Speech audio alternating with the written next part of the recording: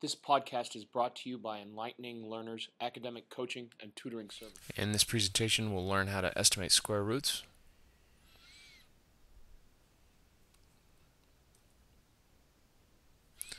Easiest way to figure out how to estimate square root is to imagine a number line.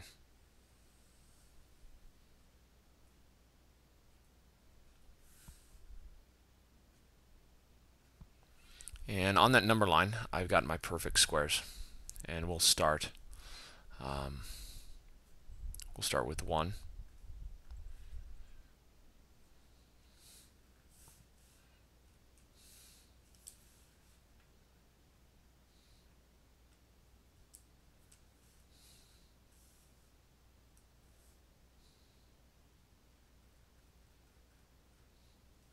So we'll start with 1 and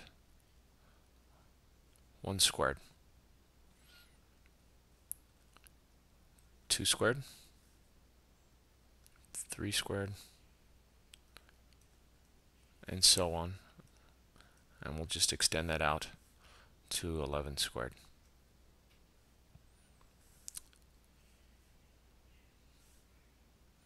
One squared is 1, 2 squared is 4, 3 squared is 9, 16, 121. Now underneath that, just imagine what my perfect square roots are. So the square root of 4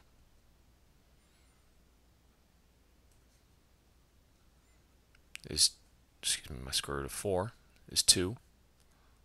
Square root of 9 is 3. Square root of 16 is 4. My square root of 121 is 11. Now let's say I want to find the estimate to 18. I know that 18 is not a perfect square. The question is, what is it closest to? Well, we're talking about 18, so I know that 16 is fairly close, and the next number to 16, the next perfect square to 16 is 25. I know that the square root of 25 is 5 squared, and the square root of 25 is 5. Where does this fit on the number line? Is it closer to 16, the square root of 16, or is it closer to 25? Well, technically it's closer to 16. So the estimate,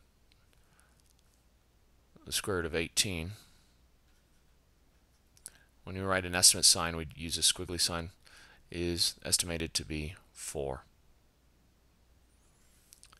So I've got another problem, 110. Well, I know that 100 is a perfect square, and square root of 100 is 10, and I know that square root of 121 is 11. So my question is, where does 110 fall? Is it closer to 100 or is it closer to 121? It's fairly close. The distance between 100 and 110 is 10, whereas the distance from 110 to 121 is 11. So technically it's closer to the square root of 100. So the estimated square root of 110 is 10.